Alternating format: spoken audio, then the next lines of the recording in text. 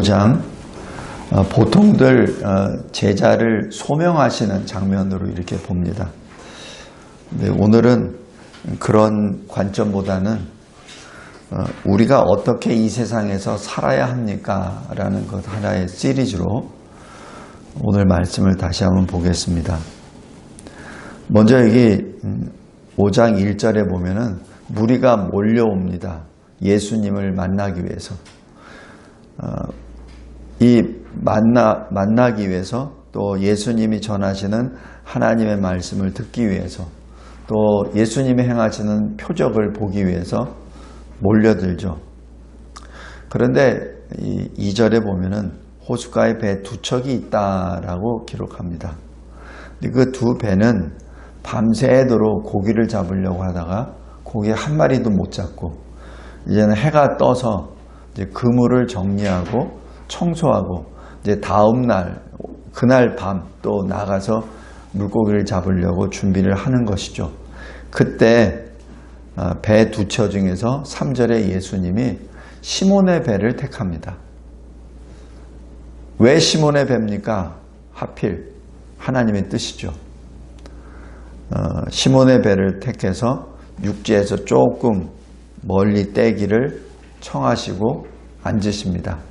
그래서 마치 육지의 해변가에 있는 사람들은 어떤 극장이나 아니면 돔에 이렇게 올라가는 그 좌석에 앉아 있고, 예수님은 가장 낮은 곳에 이 물 위에 떠서 많은 무리를 보면서 지금 설교를 하시는 것을 우리가 알 수 있습니다.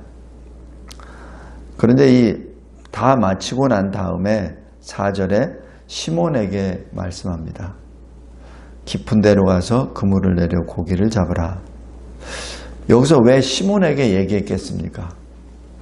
여기 3절에 보면은 육지에서 조금 떼기를 청하사 이렇게 얘기하신 거 보면은 그 배에 예수님만 탄 것이 아니겠죠. 그러니까 이 시몬도 아마 그 배에 타지 않았나. 그러니까 배를 띄우는데 예수님이 띄운 게 아니라 그 배 주인 시몬이 아마 그 배를 저어서 띄웠을 겁니다. 그러니까 이 예수님의 설교를 누가 제일 잘 들었겠습니까? 시몬이죠. 그러자 이 5절에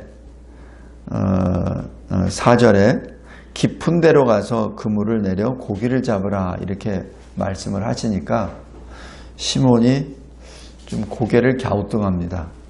왜냐하면 해가 뜨면은 물고기가 이 시원한 데로 밑으로 내려가서 더 내려가서 잡을 수가 없습니다.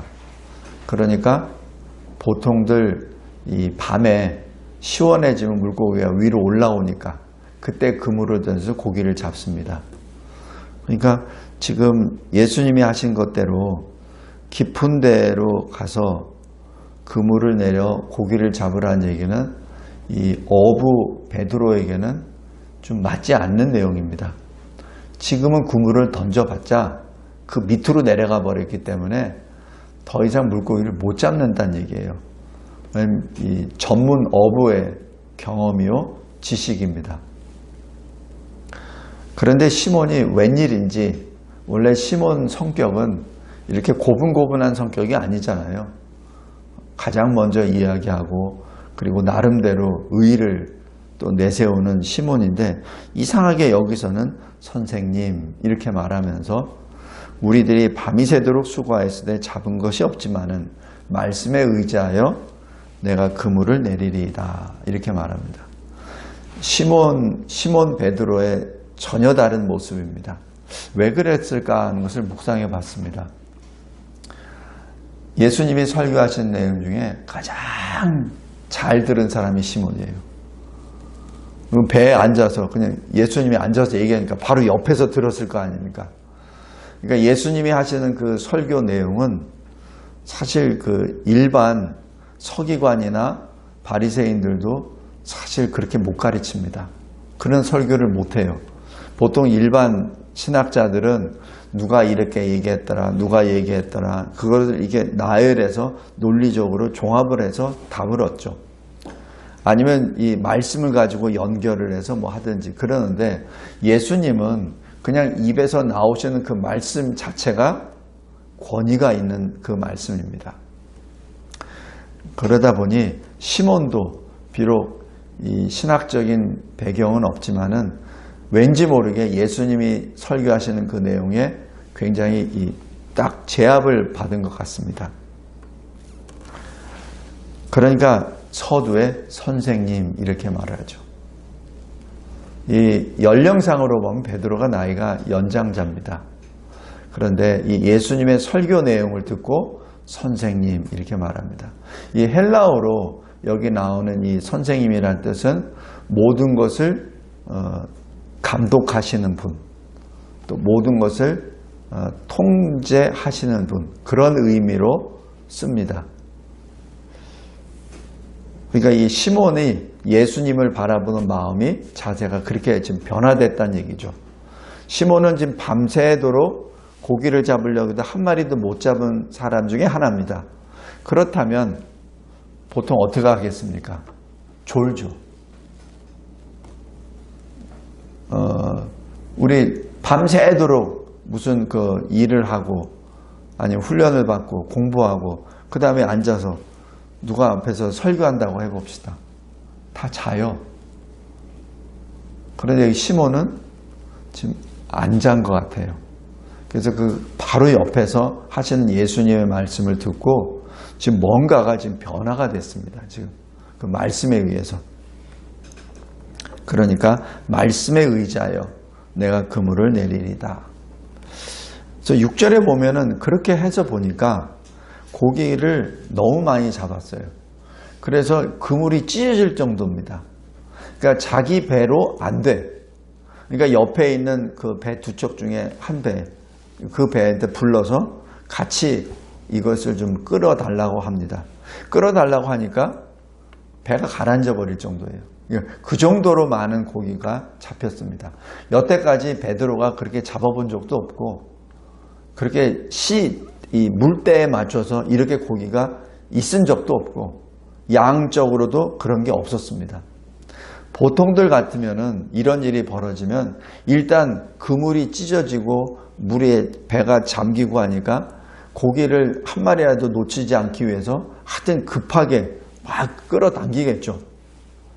그런데 여기서 이상한 것이 8절입니다. 시몬 베드로가 이를 보고 예수의 무릎 아래 엎드립니다. 참으로 이상한 일입니다. 그 직선적인 성품 그리고 전문적인 그 어부 그 사람이 갑자기 이렇게 변해버린 겁니다. 하면서 호칭이 바뀝니다. 처음에는 5절에서는 선생님 이렇게 했다가 나중에 8절에서는 주여라고 합니다. 여기서 주라고 얘기하는 이 헬라어의 뜻은 하나님이란 뜻입니다. 여호와 하나님을 의미합니다. 그러니까 여기서 시몬 베드로가 갑자기 호칭이 바뀌어버리고 그리고 예수님을 대하는 것이 완전히 바뀌어버려요. 순간적으로 바뀌어버립니다. 그러면서 나를 떠나소서. 우리말로 하면 하나님 나를 떠나소서. 왜? 나는 죄인이로소이다. 이것은 이사야서 6장에 있는 이사야 선지자가 하나님 보좌 앞에 섰을 때 이 고백하고 똑같습니다. 하나님 앞에 섰을 때 하나님을 보고 난 다음에 나는 이제 죽게 되었다. 내가 죄인인데 내가 하나님의 영광을 보았다. 지금 그것과 똑같습니다. 시몬 베드로 왜 이렇게 되어버렸을까요? 그런데 9절에 보면은 베드로를 제외한 다른 사람들은 그냥 놀라기만 했어요. 어떻게 이런 일이 지금 이 물때가 이 아닌데 놀라기만 했죠. 근데 그 중에 10절에 야고보와 요한은 놀랄 뿐만 아니라 예수를 주목하게 됩니다. 이것이 이 하나님의 택한 백성의 구별입니다. 많은 사람들이 왔어요. 그러니까 1절에 보면 무리가 몰려왔다고 기록합니다. 많은 사람들이 몰려왔습니다. 그러나 그 중에 가장 먼저 베드로가 그 다음에 야고보와 요한이 놀란 것으로 끝난 것이 아니라 예수의 말씀에 순종하게 됩니다. 어떤 순종이냐면 이렇게 말씀합니다. 무서워하지 말라. 내가 지금 죽게 되었다고 걱정하지 말라. 넌 안 죽어. 이제 후라는 얘기는 뭐죠? 안 죽는다는 얘기죠. 내가 사람을 취하리라. 여태까지는 물고기를 취했다면 이제 너희는 지금부터는 사람을 취할 거야. 그 말씀에 11절에 배들을 육지에 대고 모든 것을 버려두고 예수를 따르게 됩니다. 오늘 이 말씀 보면서 총 7가지를 한번 묵상해 봤습니다. 첫 번째는 예수님이 먼저 오십니다. 우리를 부르시기 위해서 예수님 먼저 오십니다. 먼저 찾아오시고 먼저 보십니다. 예수님이 배 두 척 있는 것을 보시고 시몬에게 말씀하죠. 마치 사마리아 여인이 이 세상 가운데 마치 혼자 외톨배기 같은 그러한 모습으로 살다가 예수님이 사마리아를 통과해야 되겠다라고 하는 것은 주님의 절대 주권적 선택입니다. 바로 그 사마리아 여인을 구원해 주시기 위하여 의도적으로 가신 것이죠. 마치 여기서도 마찬가지입니다. 게네사렛 호숫가에 왜 가셨죠? 그 많은 무리들에게 말씀을 증거하는 것도 하나의 원인이지만 가장 큰 것은 베드로를 만나기 위함이었죠. 이 모든 것이 하나님의 역사입니다. 에베소서 1장 4절에 왜 우리를 택하셨습니까? 라는 답이 나옵니다. 창세 전에 우리를 택하셨다. 그건 말이 안 돼요. 창세 전이면 내가 있기도 전인데 어떻게 또 그리스도 안에서 나는 창세 전이면 그리스도 안에 있는 존재도 아닌데 어떻게 제가 전에도 말씀드렸지만 우리는 3차원의 시간과 공간 속에 제한을 받는 존재이기 때문에 이런 표현이 이해가 안 됩니다. 논리적이지 않아요. 그러나 시간과 공간을 창조하신 초월의 하나님에게는 모든 것이 가능합니다. 그것은 우리 3차원 공간에 살고 있는 인간이 이해할 수 있는 영역을 초월한 내용이죠. 하나님은 창세전에 그리스도 안에서 우리를 택하셨습니다. 이유, 우리를 사랑하셔서 하나님 앞에 거룩하고 흠이 없게 하시려고 우리를 택하셨습니다. 이것은 인간의 지혜로, 인간의 지식으로는 이해할 수 없습니다. 이것이 하나님의 선택이요 예정입니다. 두 번째, 하나님은 우리를 보실 때 우리가 고통 가운데 있다는 것을 알고 우리 마음을 보시고 이해하십니다. 왜 4절에 시몬에게 깊은 데로 가서 그물을 내려 고기를 잡으라 왜 하셨습니까? 그동안 고생했는데 한 마리도 못 잡았잖아요. 그것을 아시고 오신 것이죠. 아까 사마리아 여인에게 왜 가셨습니까? 사마리아 여인이 고통 가운데 있으니까 오신 것이죠. 왜 여호와 하나님이 이 모세를 소명하셔서 출애굽을 가능케 하십니까? 왜냐하면 애굽에서 요셉을 모르는 왕이 세워지고 그 요셉이 모르는 왕에 의하여 이스라엘 백성들이 고난 가운데 있었기 때문에 그 고난을 보시고 그 고통의 신음소리를 들으시고 그래서 하나님이 역사하신 것이죠.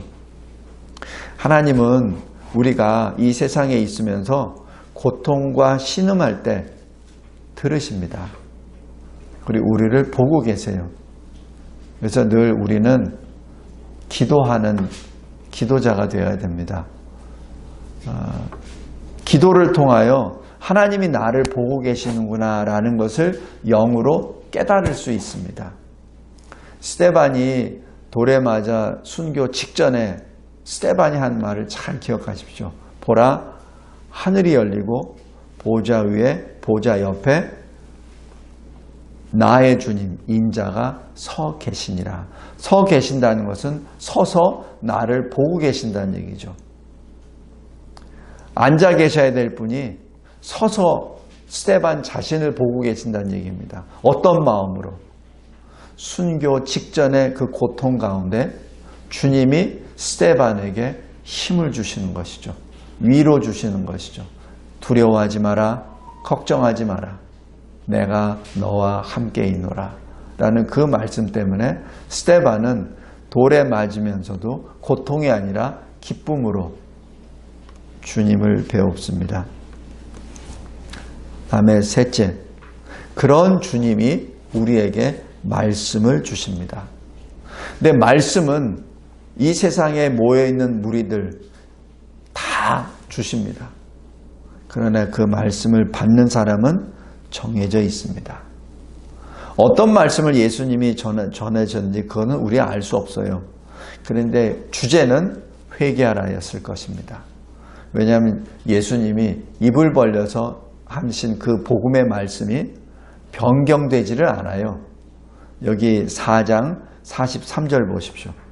내가 다른 동네들에서도 하나님의 나라 복음을 전하여야 하겠다. 이 복음을 위하여 내가 아버지로부터 보내심을 받았다. 그러니까 이 가는 곳마다 다른 말씀을 전하는 것이 아니라 동일한 말씀을 전하시는 것이죠. 그러니까 예수님의 어떤 그 초지일관, 처음부터 끝까지 쭉 하시는 말씀은 회개하라입니다. 회개하라는 얘기는 하나님께 돌아오라는 얘기죠. 왜냐하면 너희는 더 이상 이 세상의 노예가 아니라 하나님의 백성이니라. 하나님의 나라가 임하였으니 하나님의 백성으로 하나님 나라에 들어오란 얘기죠. 그 하나님 나라의 왕인 내가 왔으니 나에게 오란 얘기입니다. 아마 그 말씀을 계속 전해 주셨으리라 생각이 듭니다. 그런데 이러한 말씀 가운데 베드로가 받습니다. 그래서 제가 아까 말씀드렸듯이 5절에 어떻게 이 성질이 급한 베드로가 이렇게 고분고분하게 말씀을 의지하여 내가 그물을 내리리이다. 어떻게 이런 표현을 하죠? 이 표현은 그 설교 중에 베드로의 시몬의 마음이 열리고 그 시몬의 그 심장이 주님을 향하여 뛰고 있다는 사인입니다. 넷째로 하나님은 우리에게 하나님의 길을 보여주십니다. 어떻게 보여주시냐고요? 이 인간이 할 수 없는 것, 인간이 상상할 수 없는 고기 잡는 법을 보여주십니다. 베드로는 왜 해변가에 왔습니까? 물고기 잡으러, 돈 벌려고. 그래야 자기 가정을 이끌고 나갈 수 있으니까. 베드로는 이때 결혼을 했으니까 자기 부인이 있습니다. 그래서 자기 가정을 이끌기 위해서 지금 이렇게 나와서 열심히 한 거예요. 예수님이 그것을 무시하는 것이 아니라 그것이 인간의 한계야. 그런데 하나님이 어떻게 일하시는지 보여줄게 하면서 인간이 전혀 생각하지 않던 방법으로 했을 때 인간이 예측할 수 없는 엄청난 많은 양을 보여주십니다. 만약에 제가 시몬이었다면 아마 이렇게 제안을 했을 수도 있어요. 선생님, 저와 같이 동업 좀 합시다. 밤새도록 한 마리도 못 잡았는데 그냥 선생님은 그냥 어디 내리라고 얘기만 하세요. 그리고 반반씩 50대 50 나눕시다. 그래도 남는 장사잖아요. 그죠? 그게 세상의 방법입니다. 그런데 지금 그것을 바라본 시몬은 동업하자는 얘기가 아니라 자기가 죄인됨을 고백하고는 하나님 앞에 엎드려버리는 그 형상이 되어버립니다. 이것이 하나님의 방법입니다. 세상 사람들은 이걸 가지고 쾌재를 부르겠죠. 그러나 베드로는 이 현상을 보고 하나님 앞에 무릎을 꿇게 됩니다. 이것이 하나님의 특별한 역사입니다. 특별히 베드로에게. 다섯째, 주님은 베드로만 부르시는 것이 아니라 베드로의 동역자를 함께 불러주십니다. 물론 이 베드로처럼 주여 나를 떠나소서 나는 죄인이로소이다 라는 신앙 고백은 못했지만 구별된 야고보와 요한이 있었죠. 이 야고보와 요한은 결혼하지 않은 청년들입니다. 또 요한은 아주 20세가 안 될 것으로 추정되는 그러한 청년이죠. 그들에게도 불러주십니다. 함께 동역하라고. 여기 10절에 보면은 시몬에게 무서워하지 말라라고 말씀한 것은 마치 이 야고보와 요한에게도 같이 그 말씀이 들어가지 않았나 생각이 듭니다. 여섯 번째, 하나님은 부르시고 그리고 하나님 나라의 일을 맡기십니다. 그것이 신학적으로 소명과 사명이라고 합니다. 그러니까 소명하신 주님은 반드시 사명을 주십니다. 사명 없는 소명은 사실 존재하지 않습니다. 부르심을 받았을 때는 반드시 사명이 들어옵니다. 지금까지 살아온 길과 전혀 다른 하나님의 길을 열어주시고요. 막연한 소명이 아닙니다. 분명한 사명을 주십니다. 그리고 장차 베드로가 행해야 될 길을 알려주십니다. 마지막 일곱 번째, 제가 이 제자들을 소명하는 이 장면은 마태복음, 마가복음, 누가복음 세 곳에 기록되어 있습니다. 근데 좀 특이한 게 마태복음과 마가복음에서는 이렇게 자세한 내용이 없어요. 우리 마태복음 잠깐 보겠습니다. 마태복음 4장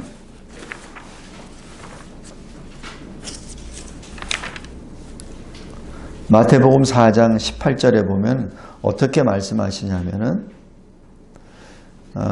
19절에 나를 따라오라 내가 너희를 사람 낚는 어부가 되게 하리라. 그러니까 그들이 곧 그물을 버려두고 예수를 따르니라. 누구와? 베드로와 시몬 먼저 부르시고 21절에 거기서 더 가시다가 다른 두 형제 곧 야고보와 요한이 아버지와 함께 그물을 깁는 것을 보고 부르십니다. 그러니까 이게 아버지와 함께 있는 거 보니까 아직 결혼 안 했다고 제가 추측하는 겁니다. 22절에 그들이 배와 아버지를 버려두고 예수를 따르더라라고 기록합니다. 이 마가복음 1장 한번 보시겠습니다.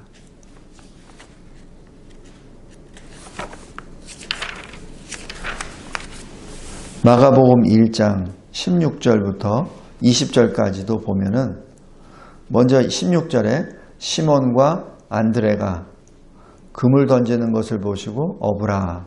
그러면서 17절에 둘을 먼저 부르십니다. 그러니까 18절에 그물을 버려두고 따라요. 그 다음에 19절, 20절에서는 야고보와 요한을 소명하시고 또 거기에 순종하는 것이 기록됩니다. 여기서 이 말씀을 왜 이렇게 표현이 다르지라는 것을 묵상해 봤어요. 마태복음은 마태가 기록했죠. 마태는 세리입니다. 누구한테 들었겠습니까? 베드로한테 들었겠죠. 아니면은 또 뭐 안드레한테 들었든지 아니면은 야고보나 요한이 들었든지 가장 큰 것은 베드로와 안드레가 먼저 받았으니까 아마 그 사람들한테 받아서 아마 이 내용을 알았을 겁니다. 마가복음은 어떻습니까? 마가복음은 마가가 기록했죠. 마가의 스승인 베드로죠. 그러니까 베드로가 마가를 이게 아마 그런 말씀을 전했든지 아니면 이 베드로가 마가와 함께 동행하면서 설교할 때 자기가 어떻게 소명을 받았다는 것을 간증했을 때 아마 그렇게 했겠죠. 근데 누가복음은 누가 했습니까? 누가가 기록했죠. 누가의 스승은 바울이죠. 바울은 베드로가 어떻게 소명을 받았는지 몰라요. 야고보와 요한이 어떻게 소명받는지도 잘 몰라요. 또 그들에게 그 소명을 물어보지도 않았습니다. 다시 얘기해서 이 누가복음은 예수께서 바울에게 알려주신 것이 아닌가 생각이 듭니다.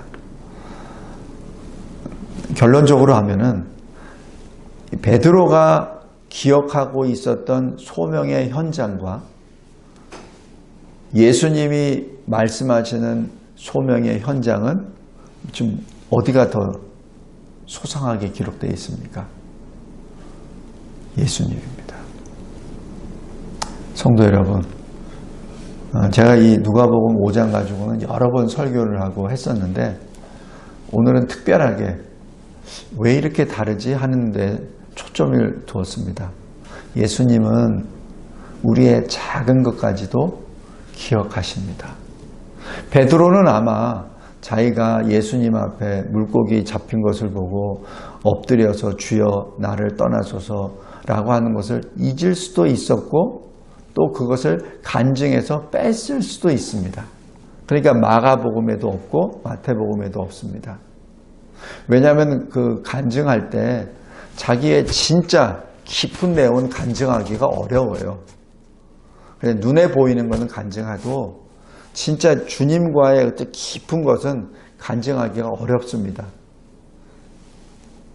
그런데 예수님은 그 속을 기록하게 하십니다. 베드로가 나를 처음 만났을 때 이러이러한 말을 했어.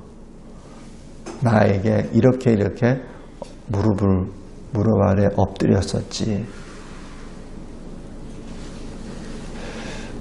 주님은 이런 분이십니다. 우리의 작은 헌신, 우리가 이 작은 주님을 위하여 부르짖었던 그 기도 하나하나를 주님은 다 기억하십니다.